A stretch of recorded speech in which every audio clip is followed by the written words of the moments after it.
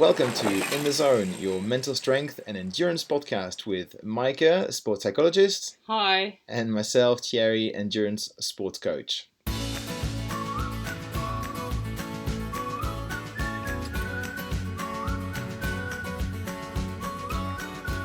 Today, we're going to talk about the off-season, an interesting period and time of the year. We're also going to have an interview of an age group triathlete based in Amsterdam, one of the guys I coach called Dani Villa, and any other business to see what we're up to.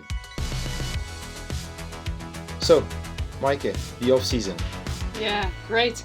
It's a great season. It's actually in Europe. If we look at endurance sports, it's basically getting winter.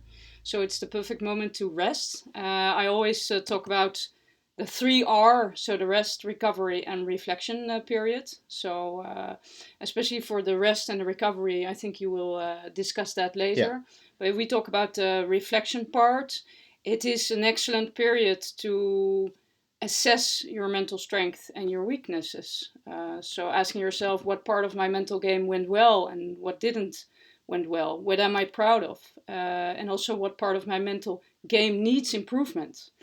So it's really a period where you can sit down and reflect on the past season and just to make sure you reflect on your successes but also on your failures. Your training routines, they have basically become your comfort zone.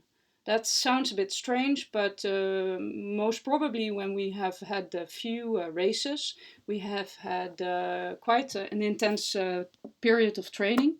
And they also have become routines. Throughout the week, we have our training schedule.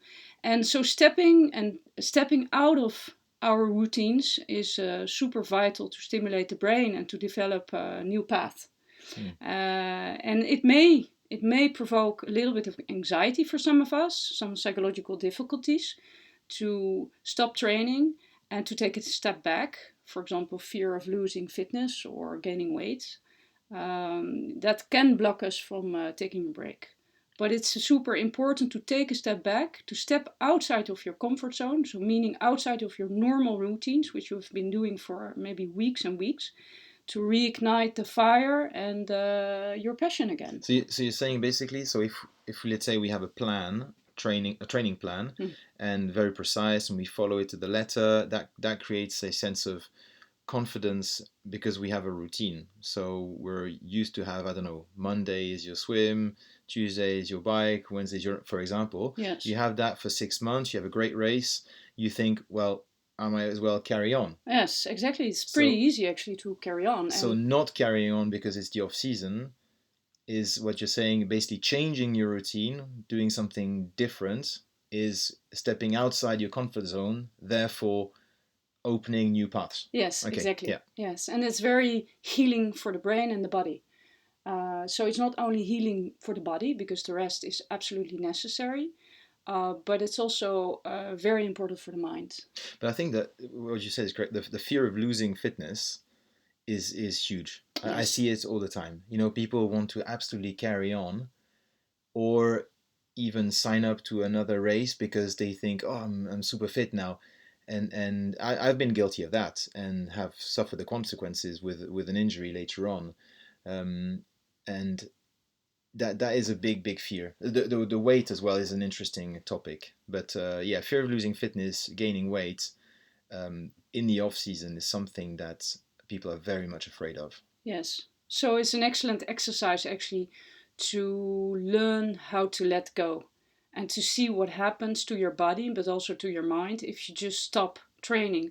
And I'm not saying you have to stop for a long period, but at least for a few weeks is extremely important to benefit not only physically but also mentally. But when we say stop, it could be just like active recovery. So you can train, but not necessarily hard, or just go for something different or whatever. So it's not a complete stop. No. Yeah. Well, it could be. It could be. I mean, what do you recommend people So to do? it's really it depends. It really depends on how much you've done, what type of event you've been doing. Probably if you're like a beginner, let's say, you might not really need a huge amount of off season, because the important thing when you're a beginner is to be consistent. To have consistency and train and have the experience of training. You're learning to train, then you train to train, and then you train to compete. So if you're learning to train, well, you've got to train. But personally, I mean, last year, for example, I did an Ironman in Argentina. I took almost a whole month off after. With we were there on holiday after the race. We were doing some hiking and lots of different. And then I came back home, and it was the winter, so I went for a couple of runs, maybe. So maybe I think I run twice or three times maybe in a month. And yeah, it was difficult, but I felt like I needed it. And then in January, it was difficult to start again, but it took me 1 month, and then I was back in action with almost better numbers than at my peak from the year before. So it was very much an eye opener to say, actually, yeah, you can get back to full fitness pretty quickly, but that only comes when you have good experience. I think the you can let go. If you can let go, you'll find full fitness pretty quickly with if you have that good experience. Same, for example, during lockdown, we weren't able to swim Mhm. for 3 months. Yes. And yeah, of course, the first few sessions at the pool were difficult, but I think most people find it that after a few swims, it came back pretty quickly. Yes. So it's the confidence you build over the years that the fitness will come back quickly. Yes. But even if you are a beginner and you don't have such an intense training program, would you recommend to have some recovery time? Oh, definitely. I mean, in any case, you periodize your training so that you have every other week a little rest week. Of course, a rest week for, again, a beginner might not you might not see more of a difference than compared to an elite who really needs a few Mm. days break of minimal training. But you will definitely need some rest just to change things, like spend more time with your family. It's going to be Christmas sooner than we think, and you have so many things, like at work you might have, well, I guess these days not really, but you have these dinners or meeting friends or um, seeing family. Okay, this year is special, but all this takes time, and it's a good time to, yeah, let go a little bit of your fitness, enjoy the festive period, and start again fresh in January. So yeah, definitely, I would definitely advise to have some rest. Yeah, like you said, for both mentally and physically. Yes. So if we have a rest, I think most of us, especially if we're doing endurance sports, we like routines. We like to do sports and to train. So if people, I think if people have a hard time really letting go, we also, I would say, could recommend them to build in some new routines. So even with a low intensity training, you can easily go out 3 times a week, but do other things such as yoga or swimming or hiking. Yeah. It's really no stress on the body, but still you have your routine or you build some other routines to make sure to have this psychological assurance that you're still doing something, that you're not, becoming a couch potato. Yeah, no, no, absolutely. Like what we mentioned last time, that cross training has huge benefits, and in the off season, it's a perfect moment to do something else. And we'll cover this a little bit later. But doing cross country skiing or snowshoeing, or yeah, like you said, taking up swimming or cycling for a runner, all these different things, that's the time to do it and go and enjoy and discover something else. You have the time, because now the focus is not on preparing for next year. The focus is on, like you said, resting, recovery, reflection. So it's a Reflection. great time to just try something else, because the period that where you need to think about your goal is going to come actually pretty quickly, and you can easily find yourself just having no rest at all, and all of a sudden you sign up for a race and you're like, oh, okay, I'm preparing for the race now, and you've had no rest. So it's important to have this time, and planning this time, I think, is something important. Yes. So planning with, well, your coach or yourself to having your own plan if you're self-coached, to say, okay, I'm allowing until that day to, or until, I don't know, December 31st, and then on start 1st of January it starts again. Yes, so you're saying you need to put a stake in the ground in order to really benefit from the rest or from the recovery time before. So during the off season or during your off time. Yeah, or you can go a bit more by feel, listening to your Mm-hmm. body, I guess. If you feel that you're ready to go again, go again. If you feel that you're not quite ready, then wait another week. No, because if you go too early into a block of training, and that could be 4 months, 6 months because of preparation. If you didn't, if you went too quickly, that can be a problem later on. Yes, so the body is not ready, but also your mental side is not ready Probably because it's mostly the mental side, I would say. yes. Yeah. So it's super important to understand what is it that I've learned in the past season. What am I going to do different next time? Where are my learning opportunities? It's really the ambitions versus the willingness to learn. So some people have huge ambitions, but they don't look back at their failures. And then it will soon end up in frustration after 1 or 2 seasons because they step into the pitfall every time, in the same Yeah. pitfall. And it's extremely important to ask yourself, so what am I proud of, but also what did go wrong or what should I do differently? And I also sometimes ask people to look under the carpet, and that's a bit of a weird way to say it, but some people do have some frustrations or maybe some failures or did not finish a race, and they tend to shovel that under the carpet, deny it, neglect it. So you're saying only maybe thinking of what happened positively during the season and Yes. what went wrong, to just Yes, kind of just put it on so the side and just yes, say, yeah, put okay. aside, because of course it is difficult to face your fear or your embarrassment, or to have a conversation with yourself about what went wrong and why did I not finish. To really look at yourself in the mirror. But if you don't do that, then the anxiety around that event tends to grow. I Hmm. mean, that's a psychological phenomenon many people would recognize. If we deny things that don't go well and if we don't are not willing to reflect on them, they grow. But that's kind of the where you have to always, we always say, to train your weaknesses, and that's kind Yes, of what we're talking about now. exactly. To Yes. to face your weakness Yes, type of. and your embarrassments. Yeah. Because sometimes if you don't finish or you are disappointed in yourself, then it's so much easier to just shovel that away or not willing to talk about it with your coach or with your family, for example.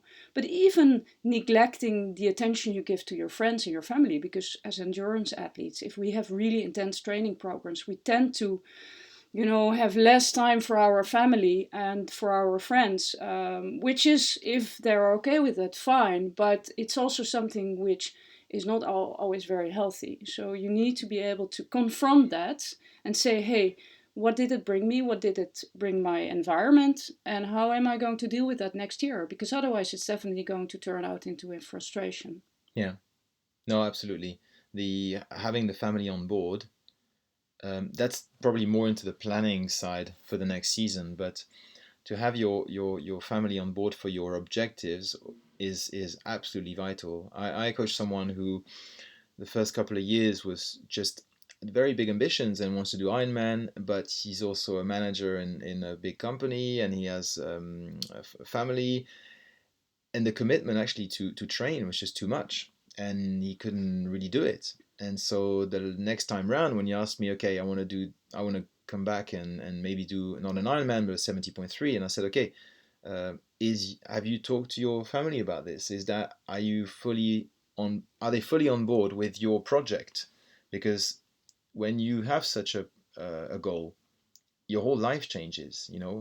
It will affect your work, it will affect your family. So everybody has to be in sync in a way for you to have a Yes. success. Otherwise, you'll be frustrated at home because you want to go out and train, When you go out and train, it's your family which will be frustrated because you're not there. And at work, you might, I don't know, be late or leave early because so everything has to be planned pretty well, especially when you have long distance events. For shorter events, I guess it's more manageable because you can train a bit less. But for long distance events like a big sportive or an Ironman, when you go and need to do a 6 hour bike ride, if you work full time, that's going to be on the weekend, and that's normally time when you have with your family. Exactly. Yes, and we should also not underestimate the consequences of being stressed while training, Oh yeah, because it's proven that under stress our body tends to get much easier injured. So even if you try to squeeze in training, if this is stress making you stressed or having a conflict at work or at home, then it's much more possible you injure yourself, yeah. which is a pity, of course. No, I think we'll talk about stress on another podcast. But I mean, definitely, I've said it before that when you exercise, it's a stress on your body.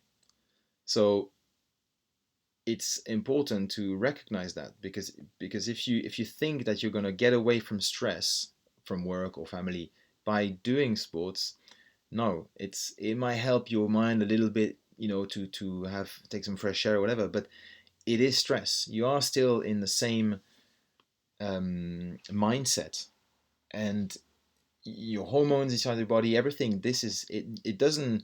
Your body doesn't make a difference between stress at work and stress sports. It's the same thing. It comes the same way. Exactly. So people that say, okay, I needed to go for an intense bike ride because I had to let off steam.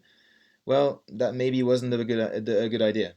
No, no, it feels good because there's a lot of adrenaline and you have this happy hormones that are released, Yeah, but the body is still under a lot of stress and especially mental stress due to work, due to conflicts, or due to the fact that you're just again squeezing in things. yeah. That's not good for the body. And I had actually one of my teachers was telling me about stress, that it was like having a tiger or a lion behind you, and you're you're aware that there's this tiger and you've got to run. You're like in this mind of just like, oh, like I've got to go. This is like stress, proper stress, because you're gonna be eaten alive. And that is the same feeling when you do sports. Then when you are stressed at work, when you have an argument with someone, it's the same line behind you. Exactly. Yeah. And that's why, so that's important to come back to the off season, to forget that to take Yes. that lion away and just basically rest, Rest. recover. Yes. And if you're planning for the new season, do involve your family, do involve the current situation you are in, because we have phases in our lives where maybe it's not a good idea to have an Ironman in our schedule. So do take that into account. Dare to face or to look at yourself in the mirror and see at what place am I at this moment and where would I like to be and where were I during the season and where are my improvement areas. And there's always time for an Ironman. I mean, a small or a sprint triathlon is also nice, or a smaller Yeah, event is also nice. yeah. No, doing the same thing every year, you might not necessarily. I mean, there's some people just want to do Ironman every single year. If they have the time, great. But I would argue that you can go back to short course racing, do a bit more speed, and you learn different skills. And ultimately, if you have more skills overall, you'll be a better athlete. So it's good to change some of your goals every now and again. Exactly. So maybe we can talk about the planning, Mm-hmm. those goals for next season. Mm-hmm. So, as we said, it's important to also have goals during the off season, even if the goal is to rest. But it's something which helps us to set the scene. So, how many weeks am I going to rest? Where do I put the stake in the ground? And then the next season. It's super important you plan in advance, that you know what you want, that you also know why you want it, as we Hmm. discussed in our previous podcast. Always ask yourself, why am I doing this? What makes me happy about that? What motivates me? And also involve your entourage, so your Because the people why around again, it. the why can change. Yeah, of course. And the Yes. why, well, you can ask yourself, why am I resting now? Which is a good question. But it's the why you do the sport can change over the season, over Yes. the years for sure, but Yes. over the season as well. Yes. Yes. Definitely. Yeah. But so how long do you think, we talked a bit about the beginning, but how long would you recommend to rest, or let's say have this reflective period, this off season?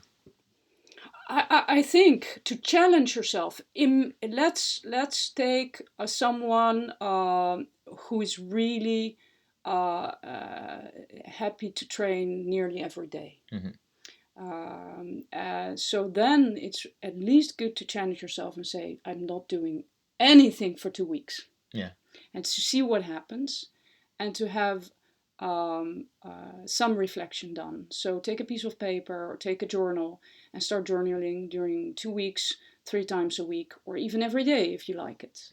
Um, but I would say 2 weeks is a Yeah. fair period. 2 weeks of nothing. Nothing. Yes. Yeah. Yes. Yeah. Yeah. What do you think No, as a I coach? agree. I think it's a good idea, and typically that could be around Christmas, where in any case, but okay, if it's like nothing, absolutely nothing, that's quite rare. I still think some people will go for like a little jog or something, but that's what I call almost this, you structure unstructured workouts. Yes.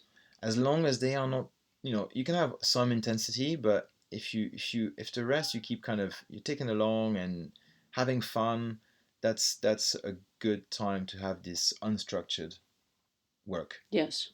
And you Yes. will definitely, like you said before, feel fresher when the time comes again, to when you have a plan and you have to be serious and follow everything by the letter. But having this time off, this is actually what I'm doing now. um, I've structured my unstructured workouts, and I just do for fun. So, for example, I'm racing on Zwift once a week. We have the Zwift Racing League, so I'm getting my ass kicked every single week by people who are basically Zwift professionals, and I'm at the off season, so it's normal, and like it's difficult to accept, but you can't be at your best the whole year, and I'm not at my best right now. So performance wise, it's a huge disappointment. But then I'm having fun because we're with the team and it's good fun. So the objective is positive. Um, and then I have one of my other thing is to kind of complete the. I talk about Zwift a lot, but I'm trying to take all the courses. You can. That's my little challenge. So every time there's a course I haven't done, I do it, and that's my goal. But I just basically ride the course, go easy, and have fun. I run with my dog. That's 5K, 6K. So nothing like big, but that's how I like to keep things moving, but not. It's not a complete like zero rest. This I might take a little bit later in the year, but at the moment it's just having fun. Yeah. That's my, because I really feel that mentally as well I need a break. But it's interesting what you're saying, because you're already, let's say, one step further in the process of accepting the fact that you're not focused on your performance, but Yeah, on something else. And I think this is an eye opener for many of us. And it was for me at a certain point in time. I once heard it said by someone, he needed to learn to let go of his performance rage. So he was always so much into performing, that was his benchmark, his time, his watts, and but it's a matter of letting go, and then of course you can do your training or you can go out for a few times a week, but then with another objective, by saying, I just want to have fun. I just want to, try something else. I even in my run, I'm going to run with my dog because it's nice, it's different, or I'm going to do a trail run instead on a normal road. It's really setting or changing the benchmark. So it's no longer the performance, but it's really the fun I should have or I want to yeah, have. yeah, exactly. Well, it comes back a bit to the why you do it, Yes, yes, and I think if you're ultimately enjoying what you're doing, Yeah. that's what we all Should want always to do. It be should like always that. be fun Yes. in the end. I mean, for sure, when you have like really tough workouts, it's not always fun at the moment. But we all do this because we love sport in the first place. Okay, so there's some other reasons for sure, but in the end, you don't do cycling, and generally people love cycling when they cycle. They don't hate it, Oh, So yes. okay, you might have some outliers which have like they don't really enjoy the competition, but they're good at it, and the sport like swimming, for example, and they're stuck in swimming, but they're good at it, so they carry on. But it's important to really remember that you should be having fun, and now is not the time to put more pressure on yourself to worry about weight, worry about, oh, I'm going to lose my fitness. You should lose fitness, Mm-hmm. actually, Yes. at some point. Yes. It's not a straight linear progression. It's very much like a mountain sort of top, and Yes. it goes up and then a little bit down, and it goes back up again and a little bit down and up again. So that's the idea. Otherwise, if you never rest, because we rest, you stress your body, like we said in workouts. So we can look at during a workout, during the week, during the month or the year, and when you train, you actually stress your body, like we said. So you're actually deteriorating Yes. your body. You are damaging your body. But then when you rest, that's when you adapt to a new state. So you get better. So you actually improve when you rest. You don't improve while you're doing the hard work. That's actually damaging for you. You need to do it, but you need to rest to adapt. And that's very important. So you can look at it, like I said, on, the resting after your workout, resting every 3 weeks or something like that, because you have a block of training, or at the end of the year. And that's when you have this adaptation from the stress that you've put on the body, so that you can reach a new level. And hopefully it's that sort of, 2 steps forward, 1 step back type of Exactly. approach. Yes. What about gaining weight? I mean, I know many athletes are quite afraid to gain weight during the off season. Yeah, What do you think about that? that's something very, very difficult. Most people, I would say, will gain a little bit of weight over let's say, Christmas, the festive period, um, because, yeah, we do train a little bit less. We have more work dinners, or Christmas dinner, and it's something that's very difficult to accept. I mean, as well, personally, having had some weight sort of issues, challenges, it's something super tricky to accept that, okay, wow, I've got 1 more kilo or 2 more kilos, and we almost sometimes tend to link performance with weight. We do, yeah. I And mean, actually, there's lots of data that suggests that actually, if you're 1 or 2 kilo more, you might perform better. mm-hmm. And because being too skinny might you might feel rubbish, and you can't perform. Exactly. But so focusing, I mean, for example, I weigh myself almost every day, but I don't look at the weight on the scale. I look at the average of the last 7 days. So that's one way to kind of, and I don't really, I know that now I don't mind. My weight is not the focus. So if it goes up, okay, it goes up a bit, because I know that comes March, April, May, when you go back outside and do these long rides, that weight will come off. So Yes. having 1 or 2 extra kilos, or three, or whatever it could be, the swing is is not an issue. The problem is if you see that number on the scale and you change your attitude because of that number, that's when it becomes dangerous. Yes. Yes. And so it's the story you tell yourself, the belief you have in the increase of weight. And that's super important to think about that. And if you want, you can also do a little research on the internet. And I would really recommend you to go and look for scientific research. But it's clear, and I also see it among my clients, that those who tend to keep their low weight over the off season do actually all get sick during the season. Because then, if you keep your normal weight and you start training hard again, you start to lose again weight. and that's just not that's not good. That's just too much. And you need also this way to build your muscle and to have enough reserves to train again. I So mean, that's why we were. I mean, here in Europe, it's cold, so that's a natural thing to gain a bit of weight, exactly. to have reserves. Okay, we're not like bears that we need to hibernate, but it's it's a natural thing to do to protect yourself and to have these reserves for the winter. And yeah, normally those reserves should go off in the summer. Yes. It's a Yes. normal cycle. Yes.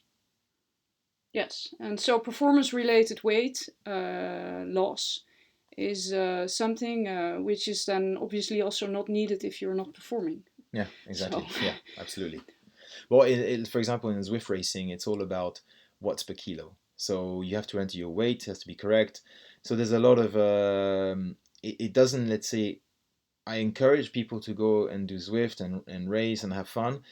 But since it's all about watts per kilo, it is highly linked to weight, and performance is highly linked. So it's a difficult one. But again, it's the ability to just, yeah, let go let again, like we go. said. Yeah. Yes. And that's, so weight is really shouldn't be a problem. But I can understand why people feel that it is an issue. But really, I would really recommend to not worry too much about it. Okay, maybe just don't go if you know that you're someone that will eat way too much and gain a huge amount of weight, and that is very difficult to lose it. You can try to change some behaviors, and small things that say, okay, instead of having a normal beer, I can have an alcohol free beer, or not having that second piece of bread, or so. Just you can have lots of pleasures and eating normally, but maybe just trying to be a little bit more careful, but not to be drastic about the Yes. thing. So you have to be mindful. Exactly. Yes. Yeah. Yes. Okay. Good. Well, it's a lot of topics to Yeah. discuss. I think we need to start a new episode on eating Yeah, that's and definitely, weight yeah, and definitely. yeah. So Okay, so we're gonna yeah, take a break now yeah. because we have an interview coming up, and see you guys in a bit.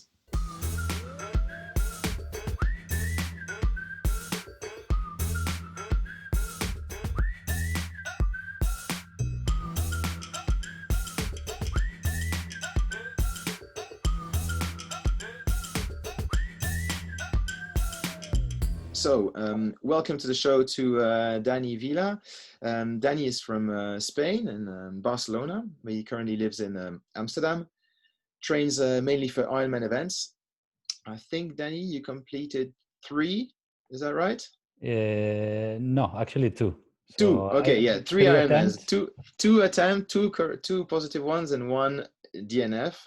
Yeah. Um, and I started to coach you about 2 years ago. Yes, 2 years ago, exactly. Exactly. I think it was November 2018, actually. Yeah, so it's true. But yeah, so Yeah. welcome to the show, and tell us about yourself. Thank you. Thanks a lot for inviting me. It's a pleasure to join this podcast. Yeah, basically. So as you said, I'm Spanish. I was born in Barcelona, a beautiful city, fantastic place to do triathlon. So you have the mountain, you have the sea, you have perfect countryside to work out. And yeah, the weather is always nice. It's Mediterranean weather, so yeah, perfect spot to initiate yourself in triathlon. I started, I think, 10 years ago with triathlon. Actually, this is how we met each other through Yeah. a common friend. You were working in my company, and yeah, so basically, I was born there in Spain. I lived for 32 years, more or less. Yeah, I just had a normal life. So I did my career in economics. Then I joined the bank. Then I went through logistics, and I end up in a multinational, an American multinational of commodities. So lots of numbers, quite some stress. So once in a while, and the need to release it somewhere. And triathlon, I think, is the best place. So basically, after these 32 years, so I moved to Germany. So I lived there for a couple of years and a half. And after Germany, I liked the experience to live abroad, and I went to Netherlands, to Amsterdam. And there is where I live for the last 4 years. So yeah, as you can imagine, it's quite a change from going to Barcelona to Germany, and then from Germany to Amsterdam, in terms of where you can actually practice our sport, right? So yeah, that's a little bit my story. I'm 40 years old. I'm married to a Russian woman, so I'm used to to deal with the different cultures and the complexity. Yeah. So I don't like easy. Easy is not something fun for me. And children? Yeah, and I have one son, one little boy, 7 years old. And yeah, I'm enjoying a lot with him. Is he running with you yet? No, so I'm trying to do some things together, but He thinks he's you're not crazy. yet so keen for sports as I am. So basically, he's That'll very, come. That will come. That will come. yeah, probably. He sees you suffering. Yeah, exactly. I mean, it's funny because all this doesn't come out of the blue, no, to your love for the sport. So when you start really thinking from where did I get all this passion, so it's not just that suddenly one day you wake up and you say I want to be an Ironman triathlete, because Yeah. it's not just triathlete, it's just the toughest distance probably in terms It's a of, lifestyle, you know? it's a lifestyle, you know it Yeah. very well. So it's actually a commitment with your family. So actually, first time that I did, I had to kind of ask for permission to my wife, right? Because you were counting with numbers. So I'm a numbers person. Yeah. And then I thought, okay, so this is going to mean around 8 to 10 hours per week. So okay, this is kind of a part-time job almost. So then and we had a kid, so we had some shared responsibilities. So yeah, you have to have your family with you, otherwise it's going to be impossible, right? If Yeah. it's already tough enough. That's very smart of you to have done that. And as I can see on your planning, I mean, I think you're one of my athletes who misses the least sessions. You just do everything. Everything on Training Peaks is in green, so it's like the dream athlete, uh, and that's because you manage your time well, or you've, like you said, you've had this chat with your family, and the work life and family balance is going well. Absolutely. And all is pointing to what I was just about to say before, that all this idea and all this passion came a little bit from my father. I have to admit, completely. So when you're a kid, you don't want to look like your father, but the more you get old, you realize that you do look like your father. So my father had a interesting life, let's say. So he's Spanish, but he had to live in different countries. One of those was Switzerland. And then, of course, the Swiss and the Spanish culture is very different. No? So the Swiss culture, yeah, of course, is more organized, is more disciplined, is more on time things. On time. And this is what you can see in the discipline on doing things, and that Yeah. for sure is from my father's side, no, as well as the love for endurance sport. So he was practicing cyclism for when he was young, for a long time actually. And so when I was a kid, I was enjoying a lot, actually not practicing cyclism, but I was watching Tour de France every single summer. And next to my father, I was not actually enjoying the fact of cyclism. I was just enjoying being next to my father, and yeah, and that's how it came to through me, the hobby. No, that's great, and I think so. I really wanted to have you on the show because you've got a really interesting story. I mean, especially the last, let's say, couple of years, since we started working together, and then so you came to me to with a target to train specifically for Ironman Spain in the summer of 2019, and you had basically a perfect preparation. I mean, everything, like I said, every time everything was in green, all good, perfect. And unfortunately, you DNF'd. So tell us a bit about that experience, and well, tell us maybe about the preparation, how the race went and your feelings after that race. Yeah. So that is indeed very interesting, because as I was speaking before, it seems that, wow, I'm amazing at sports. I never fail, and I'm super, super strong all the time. No, but that is absolutely not true. You know it very well. So especially in Ironman. No, so it's not that you prepare the Ironman, you do everything what you have to do, you go to the day of the race and just check and go through it, and that's it. No, Ironman is a different sport, because for me, at least, for that's very personal, no, but for me, the beauty of the Ironman is not what is the time that you're going to achieve, or if you're going to beat this guy or that other guy. Of course, the top 50 guys, and you can also Yeah, have your own challenges, right? But in general, is whether you can do it or not. It's Mhm. very binary sport in this sense, right? Is or you are able to achieve it, or not. And yeah, of course, if you put everything what you need to put in place, like the fort, the technical, the support, and everything, yeah, very often the rate of succeeding and finishing is very high, but it's not warranted. So it's around 10, 12 hours full effort. So yeah, it's tough. And all the weather conditions and how you feel, it can happen everything, no? And it's kind yeah, of a roller coaster during the day. So you feel great, then you feel really bad, then you recover. So you have moments. So basically preparation, I have to say that, and that's why we were surprised. No, actually, yeah. it was mind blowing that I didn't complete it, because actually it went very well. I gave you very great feedback, because before I had another coach, but it wasn't that good actually, the whole preparation. And I actually managed to do 2 Ironman, and even one of them was tougher, right? So it was Lanzarote. Lanzarote, yeah. Lanzarote is 2,500 meters altitude, with And windy and currents in the hot. ocean, with very hot Yeah. the winds. So in this time, European Hawaii. yeah. So I think this time was Vitoria. That was one of the factors. So there's never one or two factors. No? Yeah, There's a lot of factors. First factor, I would say. So I thought it was going to be easier than what it really was. And there I have to say that I never really studied the race very well, and that's something that probably I need to improve. No, so I thought it was going to be flat Ironman, and then if you just see the profile of the race is 1,000 meters climbing.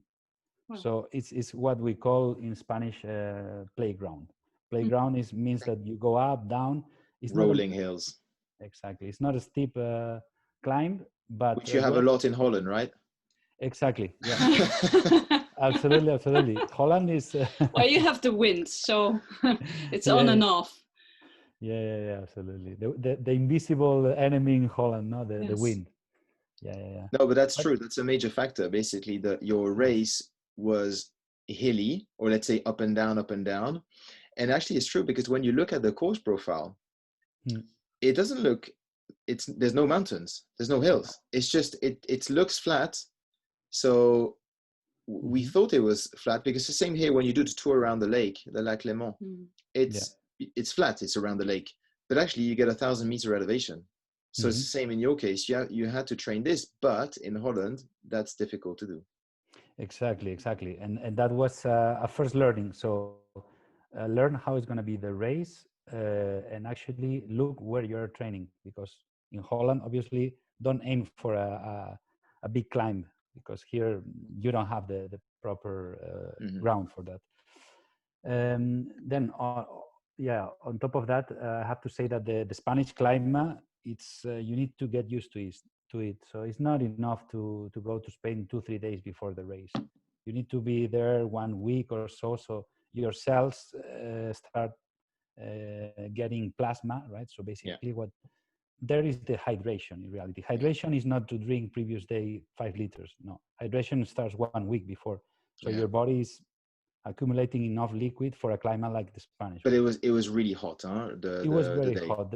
The previous, especially the previous week, actually not that much during the day. Well, it was around 30, which is not cold, but I'm actually used to train in that climate, right? But the thing is that I'm living now in Netherlands, so I need to learn how to go and spend more time acclimatization, right? So learn the race, acclimatize yourself and with the heat and everything else, not the altitude if you had. Then I think the second one is one of the most, the biggest factors, and it's very psychological. So I went with a friend, our good Yeah. friend Arturo, Yes. and he was not as well as prepared as me. And therefore, so the first thing when I landed from the plane that he told me was, I think I'm not going to do it. He didn't even say hello or how are you doing. We didn't see each other for 1 year. So we were happy to see each other. But he said, like, man, I think I'm not going to finish it. That's the And first thing he told you. that's the first thing he told me. And I was like, wow, so you come to an Ironman. So it's a massive event, massive challenge. The first thing you Mm. told me is that. So basically, he was defeated from before start, no? Okay, fair enough. He had no time to train and it was up to him, right? But basically, not having kind of a soulmate next to me during all the journey, because the previous days before the race, you need to mentally be very, very prepared because physically you are supposed to be well. Yes. But mentally, you need a soulmate, someone next to you. I'm not going to blame my friend only, of course, but of course, if you go with someone really encouraging you all the time, and so yeah, that helps. You On top felt of maybe that, you were surrounded a bit with all of a sudden negative energy. yeah. I mean, also how it went the race, because it wasn't my best day, of course. So I'm not gonna blame my friend or whoever, for sure not. But so half of the marathon in the when the travels starts, no, so you complete Yeah. your swimming, you do your 6 hours bike. On the bike, actually, I have to say hydration was a problem for me. So, and that is what I mentioned before, that the acclimatization time was not enough and the heat was too much. I didn't do that well because the day of the race on the bike, I felt that hydration was not going as should go.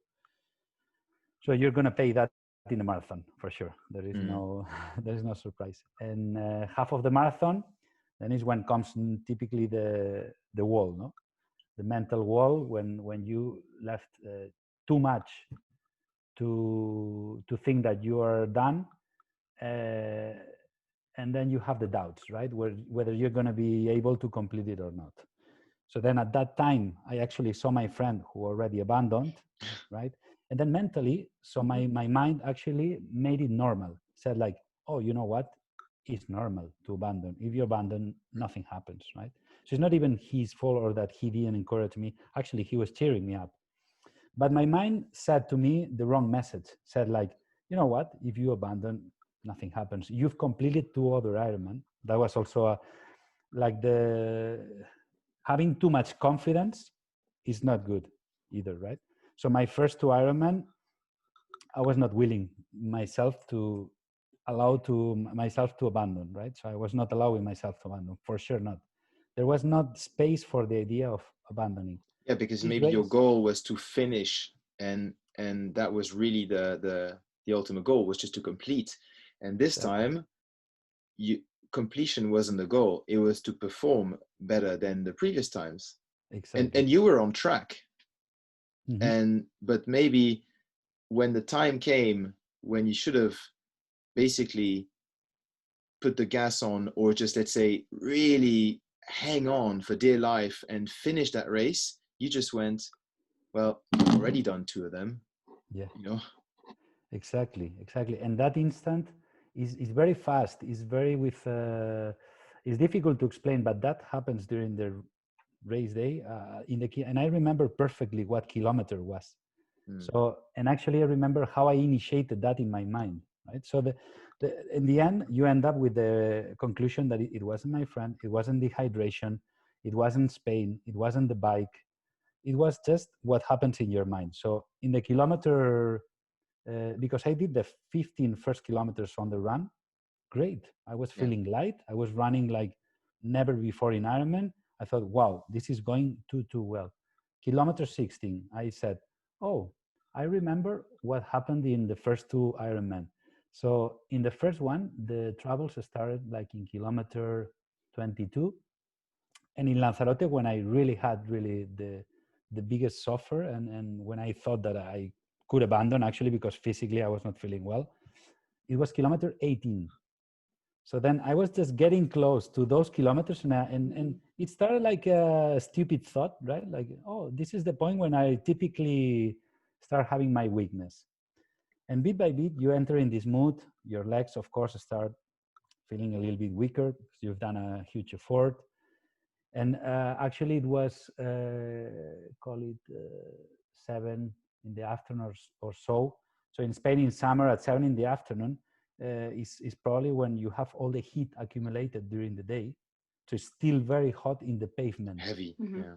It's very hot, right? So um, and also is when you had your digestion a little bit before, so you start feeling problems in your stomach as well, right? So it's the suffering moment for sure, for sure. Yes. And my mind didn't cope with this, so I actually my father came to see me, so that was the place, the best moment to celebrate with him, no, and to give him a little bit of a tribute for everything. And so when I started explaining about my father, that he's very disciplined, he's very kind of Swiss in this way, no, the stereotype, let's say, of Yeah. course. Yeah. On the other side, he's not the most passionate person, right? So if you take my mother is southern Spain, so is the whole charisma is cheerful. She can scream and say, "Come on, do it," whatever, right? So my father was making excellent pictures of me on the race, but he didn't actually came to me and told me something like, "Don't give up, go, come on," right? So like put me right on track in an irrational way is the word. Mm-hmm. So at that point of at that kilometer, you need to be irrational. Mm-hmm. Everybody, your body, your mind, everything is telling you if you are rational, you should just go home. You've done 2 Ironman, you feel really bad, and why are you going to do that? But then you need to be irrational, right? And you overcome that moment. You keep on running, and we know that after you've done that for 5 kilometers or 7, you get back on track. You start Yeah. cheering yourself up, and you completely turn the whole race, right? And you can even end up stronger than how you finished. Yeah, I was telling you, I think Mm. post race that, I mean, it's easy to say that afterwards, but a strategy to be when you get to that moment, just walk. Yeah. Walk for 1 kilometer, 2 kilometers, or three, even five. It doesn't matter, because losing 5 minutes or half an hour by walking is still better than a DNF, basically. That's Yeah. and you can, Yes. like you just said correctly, you might get it back or you might not, but if you get it back, you can start running again. But if you DNF right away, it's a DNF, finished.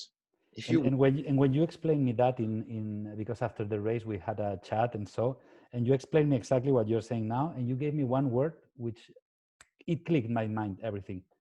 It wasn't, my friend, it wasn't the heat, it wasn't hydration, it was patience. That day I lacked patience. So I had no patience to walk, to allow yourself that you can slow down. And so I didn't have enough patience. And actually the previous weeks I had a lot of stress at work, right? And that could have been a factor as well, right? That my patience level was not at the level that you is required an Ironman, because you need a lot of patience. yeah, Yes. yeah, It's also interesting what you say about patience, because if you are patient, then you're also willing to spend some extra time in preparation to really study the Yeah. course, to get into it, even visualize it. Because sometimes it's even you can go on Google Earth and look at how hilly it, then you would have probably discovered that it's super hilly, and it might have helped you to prepare or to let your brain anticipate, your mental side anticipate to the race. Mm. And also we were talking about stuffing stuff under the carpet. So when you had your Ironman before at the kilometer 18, you said you Mhm. had this voice starting to talk to you. And it's true that basically that voice will always win if you don't have the right strategies in place. And you can prepare that. You can, in the weeks before the race, start to somehow frame your mind, or setting your mind up to what am I going to do when my voice is telling me to stop, that it isn't worth it, for example. Because that voice is going to come back. It's definitely going to go back. Next time, yes. man, it It's will be there again. yeah. So Yeah. what is going to be your phrase next time? What is But going to be your strategy? yeah, we need to find that out, and you need to find it for yourself. What's going to motivate you to do it? But you need to have a strategy in place and to fight against it rather than just accept it and just It can be a simple mantra. Absolutely. Some people say a mantra, let's go, go, go, or have small, very, very small objectives for the coming five minutes. I'm going to do it that pace, very slow, or I'm going to try to follow that lady over there or that man, or maybe ask my friend to run with me. And also because I fully understand, it's such a bummer if you walk out of the plane and your best friend is telling you, no, I'm not gonna do it. So it's like a huge disappointment, I guess. But if you are really well prepared and you have a good reason to be there, rather than being there only for your friend or only for the fact that it's so nice to run with your soulmate, then probably you will again be disappointed, but a few minutes later you will tell yourself, look, I don't care who's running or who's doing the race or not, but I'm doing it. Yeah. I'm just They're completely right. They're completely right. So that was the key thing of everything. So my mind preparation, which typically is what my strength, no, the discipline and that. yeah. But that day was not in place. I left a little bit this tiny bit, and but so what was interesting, I mean, to be honest, when you told me that you DNF'd, I questioned myself as a coach a lot, because like you did everything right, everything, and then you DNF. I was shocked, and I was feeling for you, that sort of what you must go through, and I was just thinking, what have I done wrong? I really started to question what the work we had done. Yeah. And then you called me and you said, yeah, okay, I DNF, but you were very positive, not positive, you were very okay about it, and you said to me, but that's okay, it's fine, I'm not disappointed, I'm not it's just life. And I think is that you love training, you love the sport, and for you, I think from what I know now in the last two years, is that you love the journey, you love the experience and training and the lifestyle around triathlon. And for sure, racing well is a plus, but it's not why you probably do it. And I think it gave me some relief, but we had to find out the cause of the why you DNF'd. But yeah, you were quite okay about it. Yeah, absolutely. You after a while, you know me very, very well, and in fact, I have 3 pictures there, just there, and they are from the 3 Ironman. So we said that I attempt 3, but I have a picture of all of them. So for me, the first one was very special because it's your first one, and you don't know how it's going to work. The second one was the toughest one, so it was very special as well. And the third one, I did the journey with my father, so I have a picture with my father when I finished the race. And for me, the 3 of them are at the same level of special and the journey, right? And I think, so basically the result is not why you should do Ironman. And out of the 3, which one now would you say you've learned the most? That's difficult question actually, because the first one really changed my life, because I thought, wow, You're an Ironman. You're an Ironman first, something I could have never seen coming, and amazing.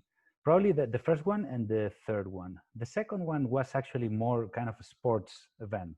Like, let's see if I can do a bit more difficult Ironman. But the first and the third one. The third one is assuming defeat and assuming that we are not perfect, and actually recovering from that, because what normally could have happened is to say, you know what, I'm almost 40. I shouldn't do long distance full Ironman. If you do half Ironman, it's still okay. I don't live from Ironman. I don't need to show off in front of anyone. But it's what I love. It's my passion, and I want to keep on doing it. And basically, after this race, I was okay. Of course, this is a mechanism of self-defense, no? So you are inside, deep inside of you, you are not happy. You know that you couldn't finish it, and you want revenge, right? Personal Yeah. revenge. And that was the marathon of Amsterdam. Yeah. So this is Came exactly 2 what months the later. great story is, because you, I no normally I'm normally against signing up for a late season race, adding a marathon at the end of the year. You already, but in your case, you did the swim, bike, and half of the run. So you were not as you still had great fitness, but you hadn't fully damaged your body. So Yeah, that's true. yeah, so you sign up for Amsterdam, and what did you have in mind? Was it more like, was it a revenge? Was it point to prove? Yes, absolutely, absolutely. It was a revenge race. So the only motto there was revenge to complete those last 20 kilometers of the Yeah, final part of the race in Vitoria. So yeah, basically the next 2 weeks after Vitoria, I was between trying to understand what happened and disappointed, but at the same time I was on vacations in Spain, so then you're happy also. And but after I really came back to Amsterdam really with the batteries on, and then I said let's finish off what we should have finished that day in July. Then the the autumn here, so you probably know, Marike, that is it can be tough because there's winds, there is rain. Training here for the marathon is not easy in September, October, right? And the marathon is October. So basically, when you have to do 2-3 weeks before the race, the longest distances, some days you are 2 hours or more or a bit less under the rain and with winds. That mind wise is very very tough, eh? So you can be, so the heat and those conditions are tough as well, but rain is really really tough, and you're wet, your feet are wet, uh, and and also mind wise, right? Why would you go out today and do 2 hours run? And why don't you stay with your son and your wife, because your son is yeah, actually asking, really that's a tough part of being a father, you know perfectly, when you have to say bye and he's telling you, do you want to play to this and that, and you're like, oh no, don't say that please, now you yeah, make me feel yeah. guilty. So But then you, and again, your preparation again was perfect. yeah, that was, I have to say, one of the most better preparations that I've ever done in terms of execution. So you were sending me, do this interval at this time, and I was on the high side of the range, always. If I could beat it by 1 second, even better. Yeah, Not too much, because you taught me well that you don't have to overdo it, right? There's yeah, no gain on that. But yeah, for sure, I remember myself running at 5-6 in the morning here in Amsterdam in the park, completely alone, raining, completely dark, and wow, I was like an animal in the forest, really. And that sensation is what I love from this sport, not to go back to the roots, to feel an irrational animal. That's when I said in the race, you need to be irrational in a race, because this sport is not rational. no, Forget rationality. Rationality is for math and for maybe your numbers work. But that's why I look into this sport, no, to complement all my rational work, and you have to do this that way. And so be an animal, forget it, push it hard, and make it happen, and that's it. And that's what and makes so you happy, right? So and so the race in Amsterdam ended up a huge success. And I will then again remember you sent me a video, because you did it with your brother, right? The yeah, race, yeah. and you had a beer at the end, and basically you just told me that you had a PB and that you were just over the moon, and I could see in your face the happiness. Yeah. Absolutely, absolutely. I think that day we both realized what Yeah, was going on there. It was not just one marathon more. I did some other marathons, that, but that marathon probably is the most special I've ever done, because that was completing the portion that I couldn't complete in summer. Or but not only that, you had a PB in your marathon that is true. by That is true. quite a margin. Yeah. That is true. I mean, so I always had the in my mind the dream of doing 3:30. No, so everybody has different levels. So for me, 3 hours 30 minutes in a marathon, it's a very challenging time. So my best previous time was 3:42, and this time I did 3:36.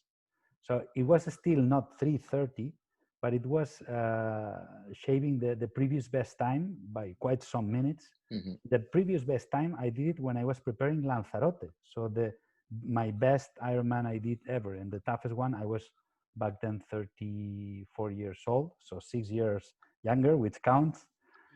And actually the 5 last kilometers, I could have improved there. There is where I really didn't make this last to accomplish this 3:30, no, this 6 minutes. So there is room for improving even, and Yeah, I was really again hooked by the sport, right? yeah, Because but I thought, we had you know, it's not like we had 6 months to prepare a marathon. We were no, preparing an Ironman, and obviously when you run in an Ironman, you run much slower. So you had to all of a sudden change that speed of running to a yeah, to your proper marathon space, and so that was tough. But so no, all credit to you. You did fantastically well. And what did you think? What do you think? I looked at the numbers the other day of your, because you had an FTP test the other day. yeah, Yes, that was a bit of pain, and your new FTP, so that's the cycling threshold for those who don't know. It was in watts that now is 276. And when we started 2 years ago, I looked at, you couldn't believe it, but it was 200. yeah. So you went It's from amazing. 200 watts to 276 watts on the bike, which is a huge improvement in a couple of years. Yeah. What do you think has changed? But do you think also that perhaps because you proved your point in Amsterdam, that was another race. I know it's a running race, but mentally, perhaps the light was switched on. The you know Oh yeah. it turned something in you. Absolutely, absolutely. So the same way when I completed my first Ironman, something really changed in me. Then when I did Lanzarote as well, when I did or I didn't do Vitoria as well, and another milestone for sure was the Marathon of Amsterdam. So then I really proved myself that there is room for improving a lot actually, because the previous year I also did the Marathon of Amsterdam, and I did 3 hours 56 minutes. Mm-hmm. Imagine, so I did 20 minutes less in 1 year. Yeah. And so basically what changed on me was first, of course, you're still able to do it. So 40 years old, you're still young to do it. Uh, and the second thing is do the things the right way. Actually, I have to. So you gave me credits for that marathon. I have to give you credits because on the cycling, you taught me how to race, how how to train, how to improve, all the tricks, the secrets. So because on running, and, I mean swimming is more technical, but on the run, I mean, you can play with the tempos, with a little bit the technique, but running is kind of a sort of natural thing, right? So I was playing handball for 10 years, so I know how to run more or less, no? Though there is still a room to improve, of course. Yeah. But on the cycling, I was much more a baby, I have to say. So I was doing baby steps, and then you taught me how to do Yeah. an adult steps on cycling. Yeah. No, So huge improvements. Yeah, I, it's very impressive actually. It's also what I hear from your story is that the capacity to endure pain and to suffer, which was the topic of our previous podcast. I think it grows on you every time you have those big events. You see that there is so much more, and that you can push so much more than you think. So you grow also in confidence.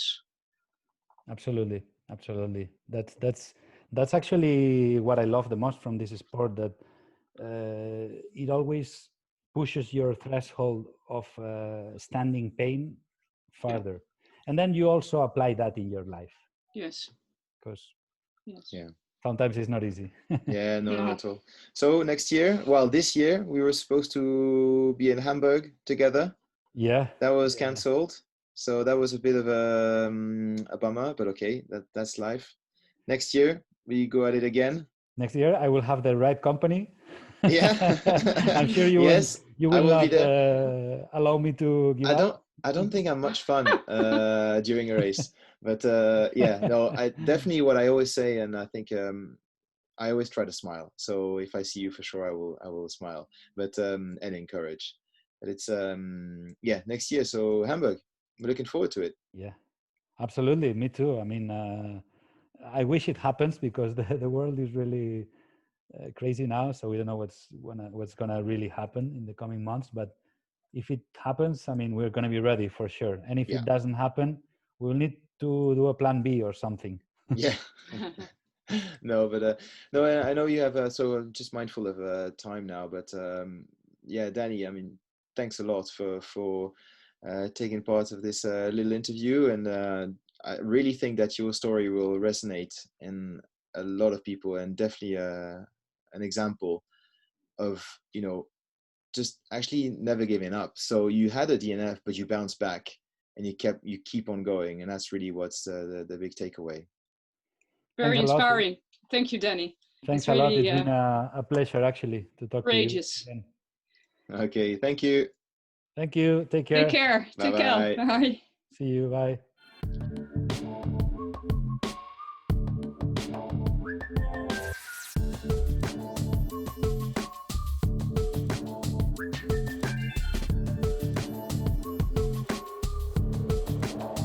Maayke, your thoughts? Yeah, fantastic. Really inspiring guy.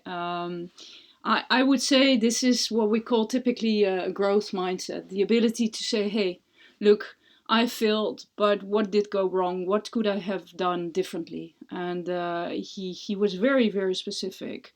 And especially with regards to the preparation part, and also the fact that his friend was putting him off track the moment he came out of the Yeah, plane, and that's something you can anticipate on. Now we have experienced that once, but he will never ever happen again to yeah, he's him. got the tools. And he's got the tools, yeah. Yeah. So he found a very, and I think he's super courageous, because it's not easy to explain your failures to other people. So I Yeah, found him really very, very courageous, and that's to me super inspirational. yeah. I mean, to basically tell well Tell your tell the story. world, Yeah. you know, our worldwide audience, in that you've DNF'd and go through that and Yes. relive that negative moment. Yes. It is something really difficult to Yes. do. Yes. But again, I love this story because then he bounces back and has a great marathon. Yes.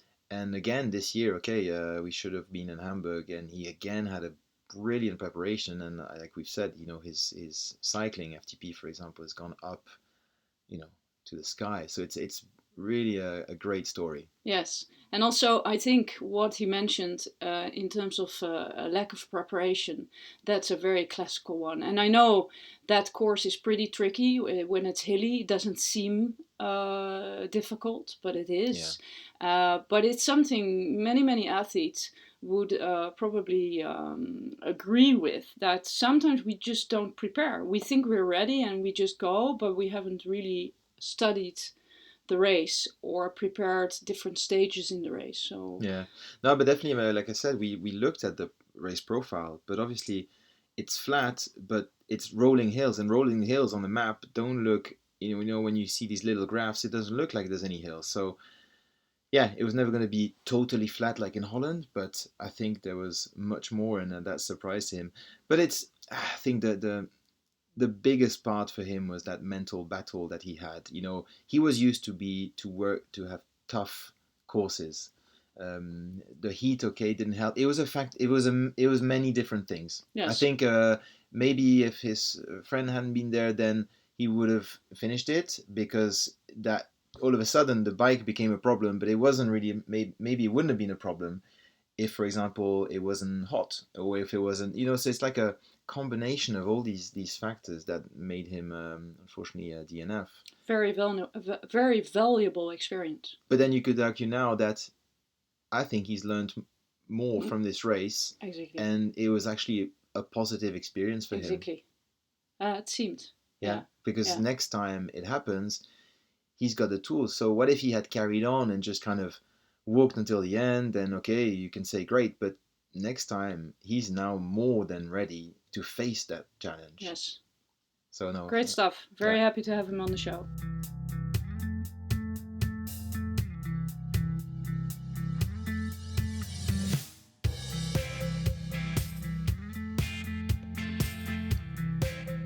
So another thing I wanted to talk about really for the off season is that it's a great moment to, we've talked about this before, to do something different. Okay, do another sport, fantastic. But you can definitely, as a time where you can add strength work. So focusing on strength, something really, really, you have the time now. So if you do a little bit less running, a bit less cycling, add strength work. Strength is now proven to be beneficial for endurance sports. So take the time to do it. If you can't do it the whole year round, for sure the off season is a great one to integrate that part of your plan. Flexibility, definitely another one. If you can't touch your toes, well, put yourself a target that by Christmas or by January 1st, you can touch your toes. It's something silly like this, but focusing on so strength, flexibility, very much a good time of the year to do it, and I think you'll learn to love it. Yes, and flexibility. I always think immediately about yoga. Yeah. This is my favorite, and the yoga is both touching the, let's say, physical part as well as the mental part. It's really great. It's something I had actually that target to touch my toes at the end of the year a few years ago, and now I managed. So, and I'm really in a better place. I'm more patient. I'm more mindful, and I'm stronger.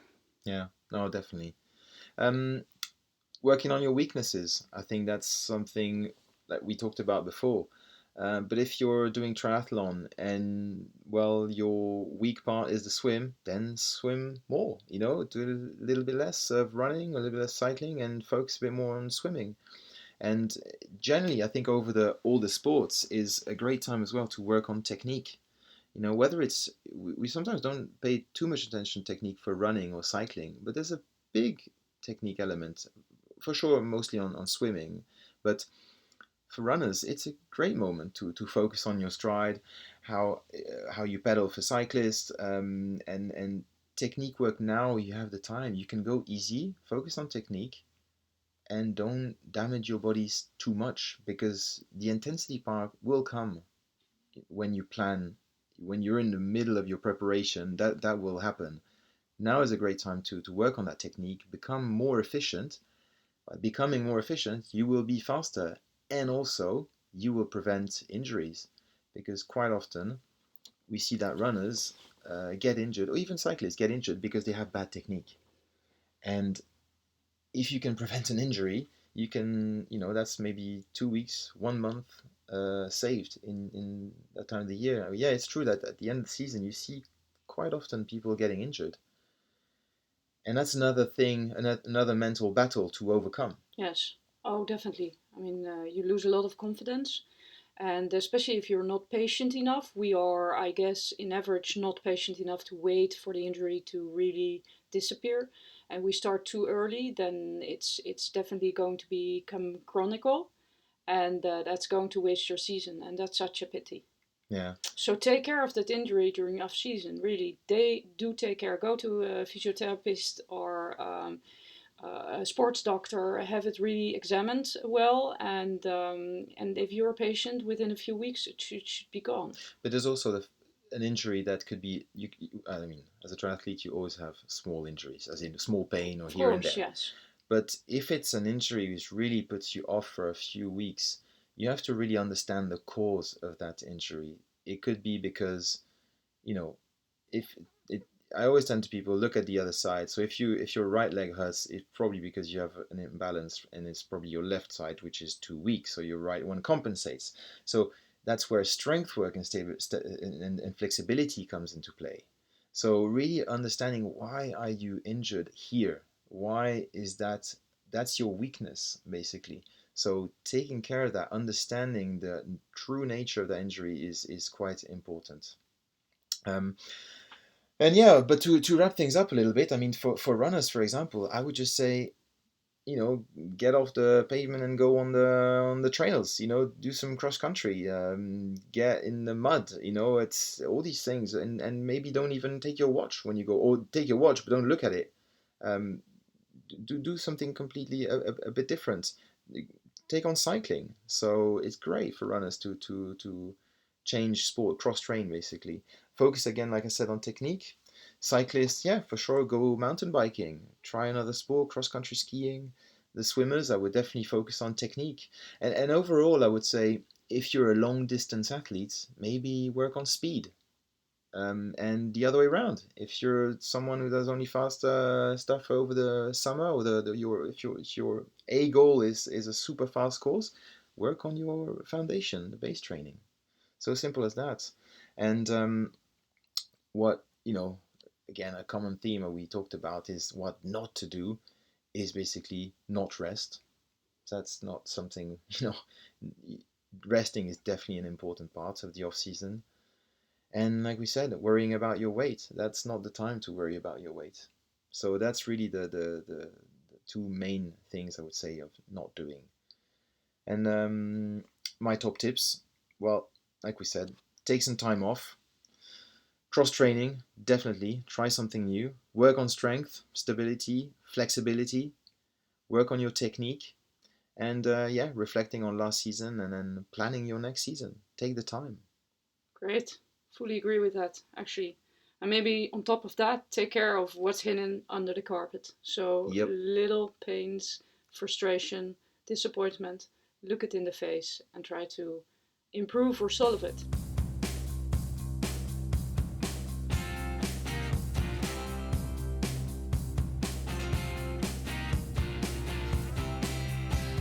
So, any other business? Thierry, what are you up to? So last week we had the kids camp that went ahead. I was just really, really happy that it could go ahead, because the regulations are changing all the time. And there was I emailed some parents saying that, look, prepare for the worst because it could be cancelled. And I had a lot of very worried parents who, and in the end we could have the camp. So that was a great success. Kids were happy, parents were happy, we were all happy. So that was really good fun. I'm doing, like I mentioned previously, my Zwift racing. So yeah, that was super tough, but it was fun. And yeah, my focus now is just on swimming, getting stronger. I mean, swimming overall. I'm dedicating more time to swimming than I am normally, and on strength as well. So really focusing on strength training. But otherwise, yeah, like I said, structured, unstructured Yes, workouts. Yeah. exactly. Yeah, yeah. And you Yeah. yourself? Yeah, great. Well, for me also, it's a difficult, or maybe not a difficult, but a weird time with all the restrictions. I currently have a lot of cancellation of athletes that are in quarantine, or even having COVID, or having a whole team in quarantine. So that's pretty special.